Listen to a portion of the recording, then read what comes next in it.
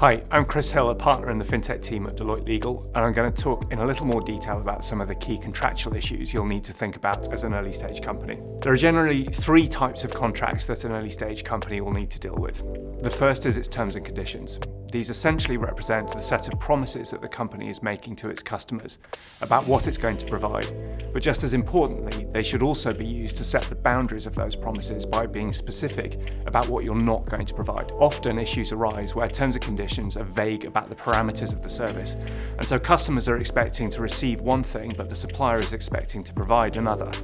Your terms and conditions, along with your user journey, can be used to clarify what those parameters are, which can in turn help to avoid issues and misunderstandings arising in the first place. The other crucial part about your terms and conditions is that they're your first line of defense if something goes wrong. Because of that, we'd strongly recommend going through the process of working out where issues could arise and what damage could result from them, so that you can then draft the contract to protect the company from legal risk to the extent it's appropriate to do so. It's also worth thinking about getting insurance, typically professional indemnity and cyber insurance as a minimum, to cover you if anything does go wrong. The second type of contract you typically have to deal with is the contracts for the supply of items into your business. Whether that's cloud storage, software or data licenses, development work, or some other kind of goods or services.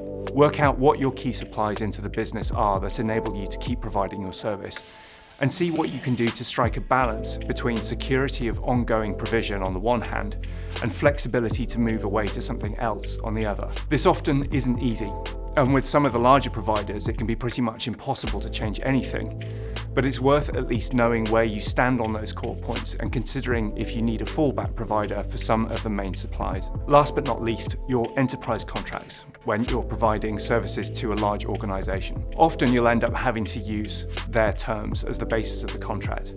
But it's always worth having your own terms ready so that you can insert clauses that are specific to your service. It's also really important to work out early on in any negotiation what your walkaway positions are and stick to them, but also to apply a pragmatic cost-benefit analysis at all points so that you understand the risks but don't let any but the most important ones slow the development of the business.